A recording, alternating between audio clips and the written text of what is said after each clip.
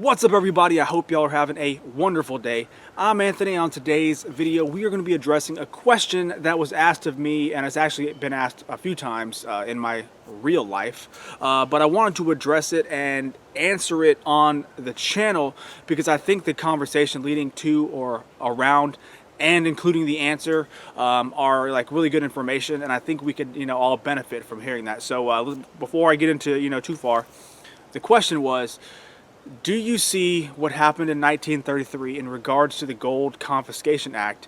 Do you see something like that ever happening again? And if so, in what context? So I think that's a really, really good question, and I'm going to go ahead and answer that along with a little bit of background after the intro.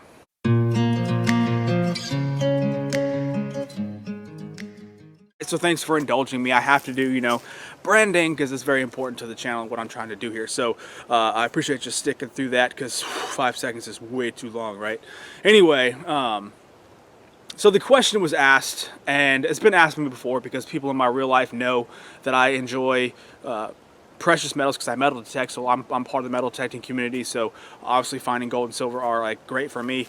But I'm also a big fan of history, and I'm a big fan of not repeating history and learning from what happened before and how it can help us today. So I was asked if I think the Gold Confiscation Act will ever happen again, and before I give my answer, I want to give some context for people that don't know what the Gold Confiscation Act was. That way we can all be on the same page here, and I can really explain my answer and you'll actually understand what I'm talking about. So first things first, I have to explain what actually happened in the events leading to the Gold Confiscation Act so we're all on the same page.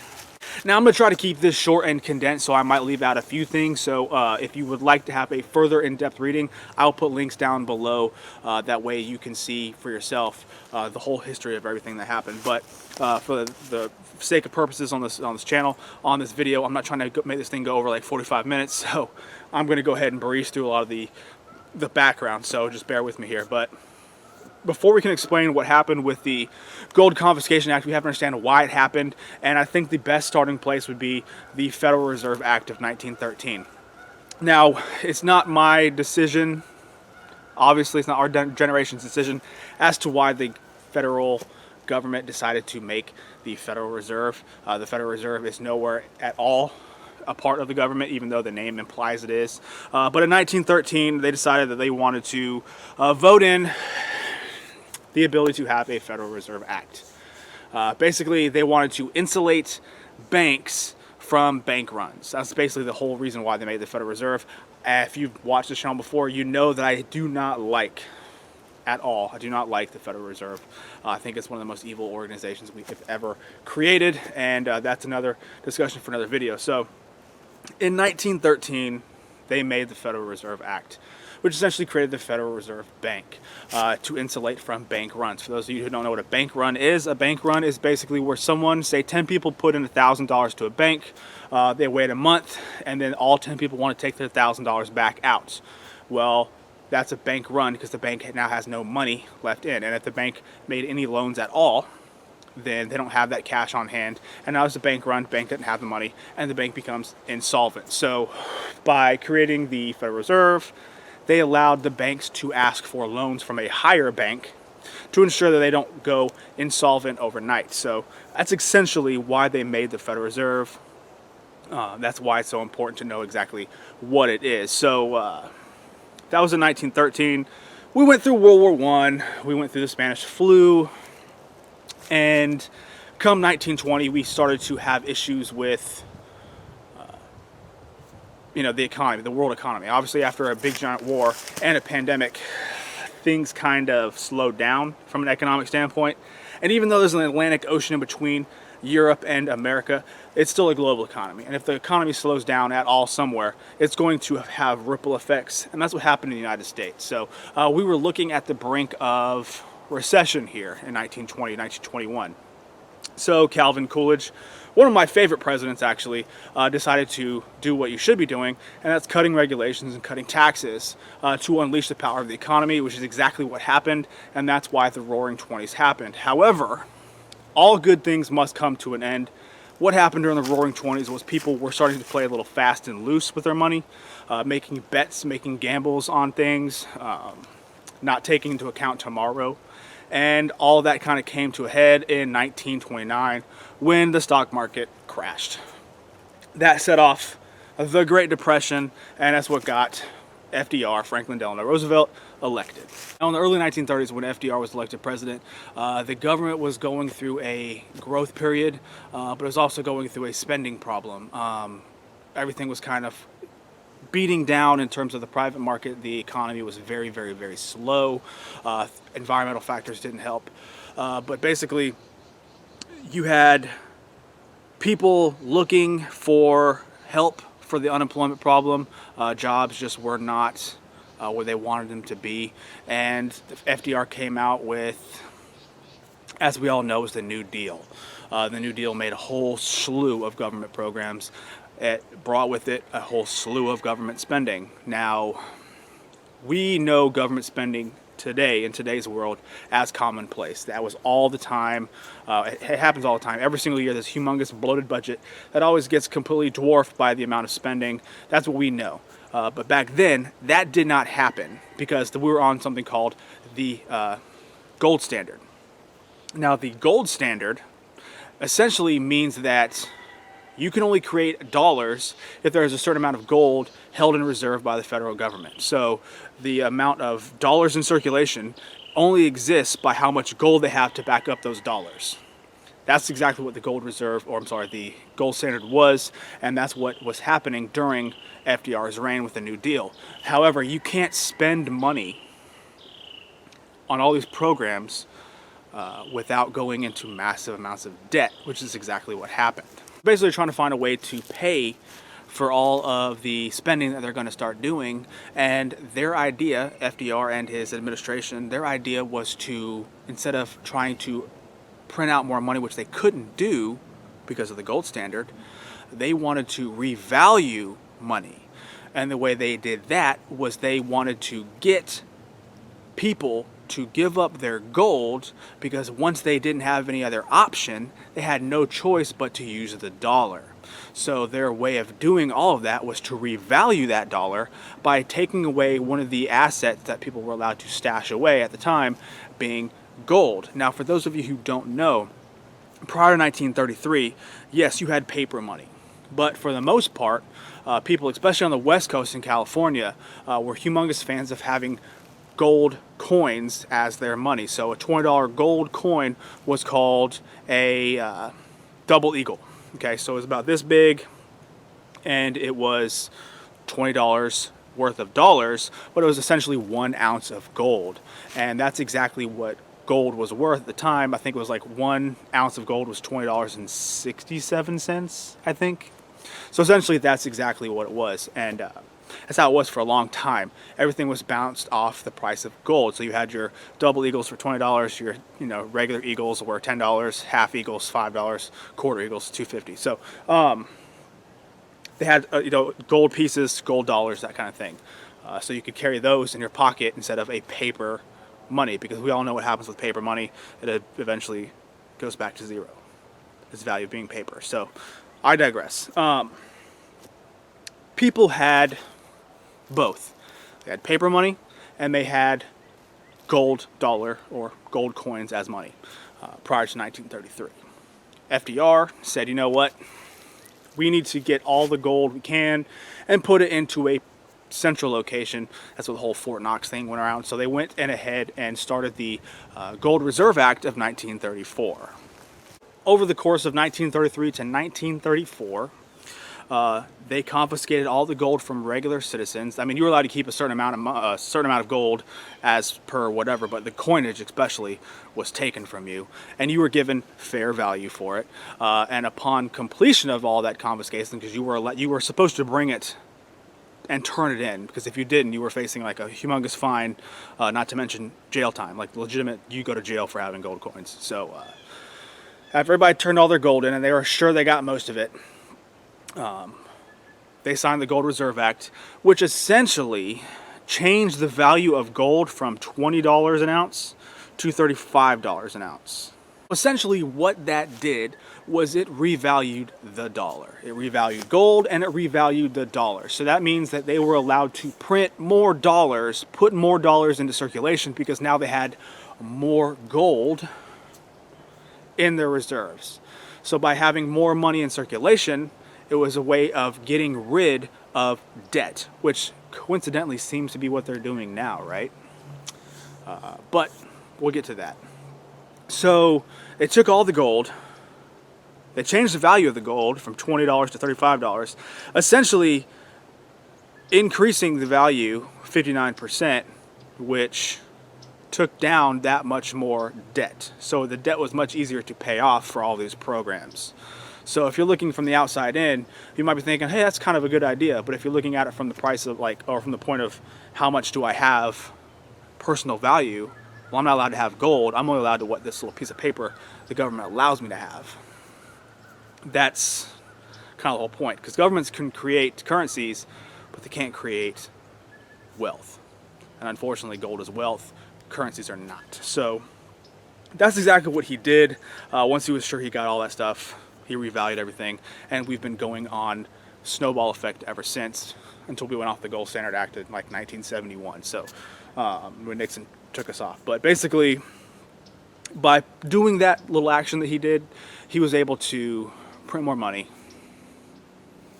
and make gold worth more because you couldn't have any, and it turned gold into a commodity, not money.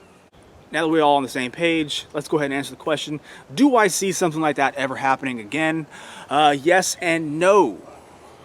Now, I know that sounds like a cop-out, but let me explain.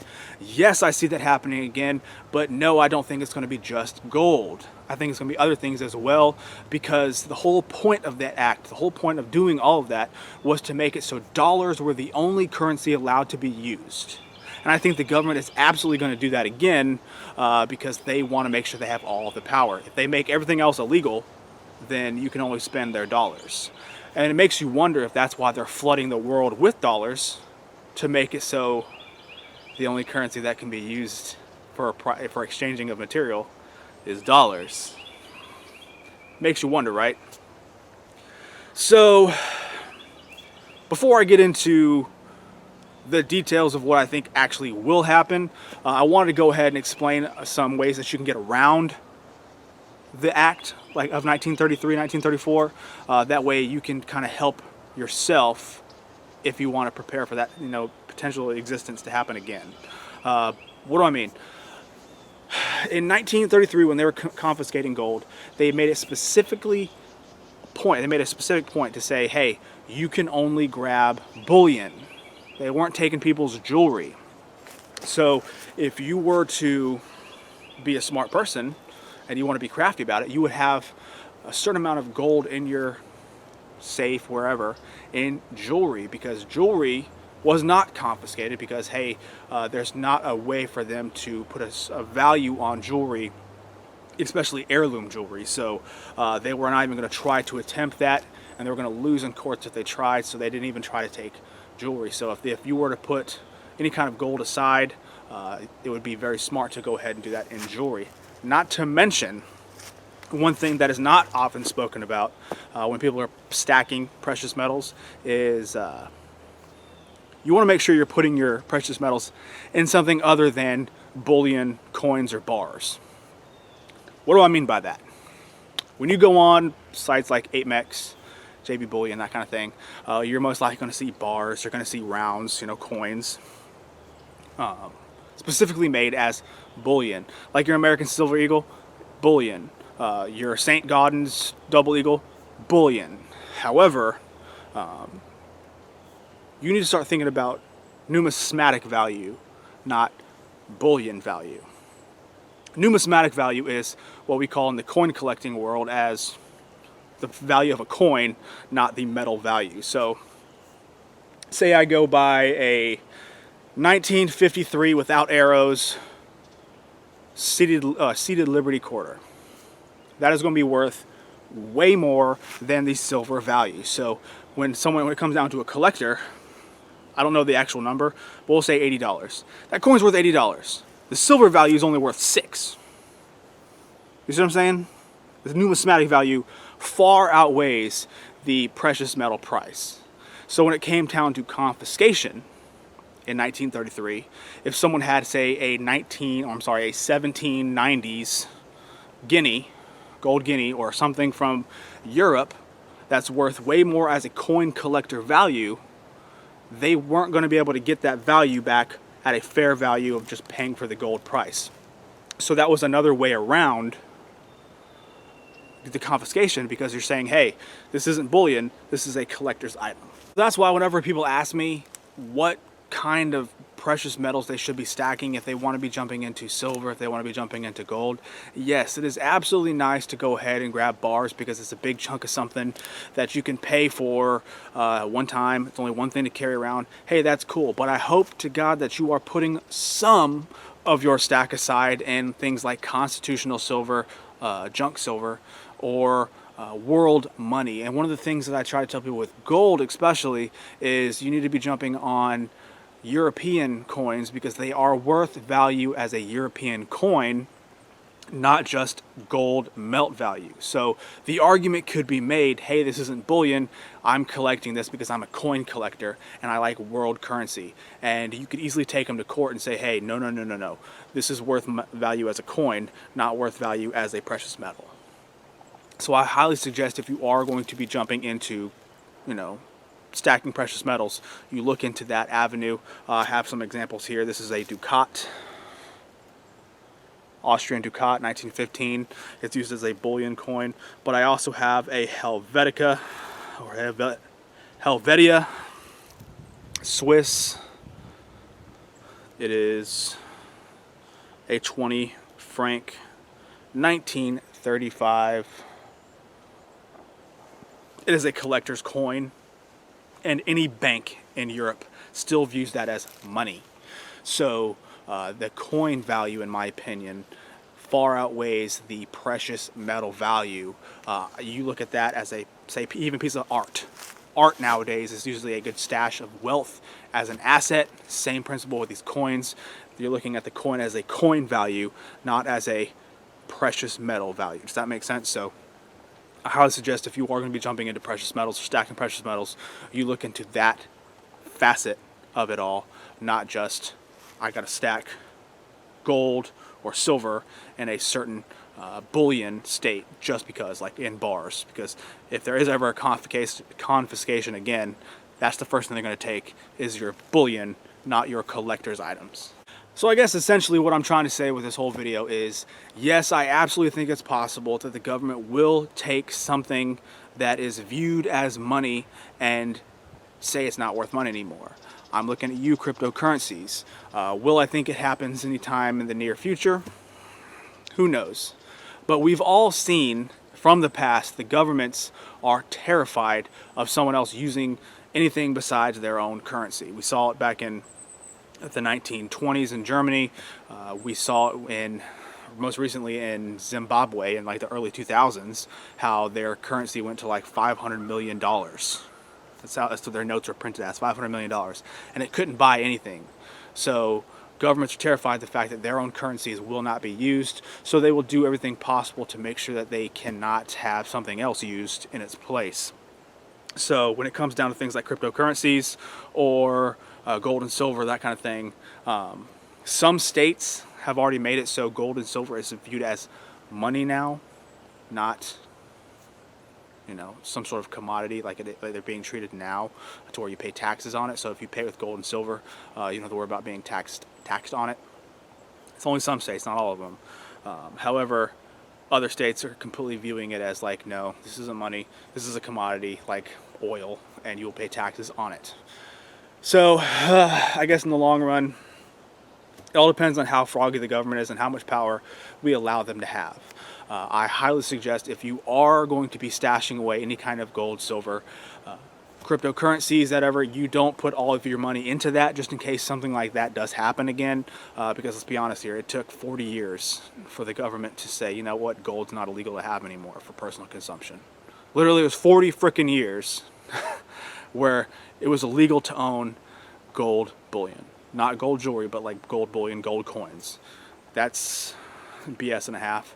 And if you think that can't happen again, it absolutely can, because it literally is happening until 1970s. So that's, I guess, what we want to get to with this video. This is just a little mental exercise. People think that the government wouldn't do that, but as we've seen in the most recent history, they have done it, and they will do it again to revalue the price of their dollars. I mean, look what's happening today.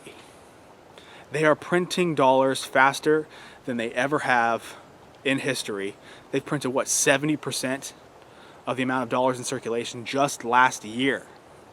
So what does that mean for you? Well, in my opinion, it means hyperinflation's coming.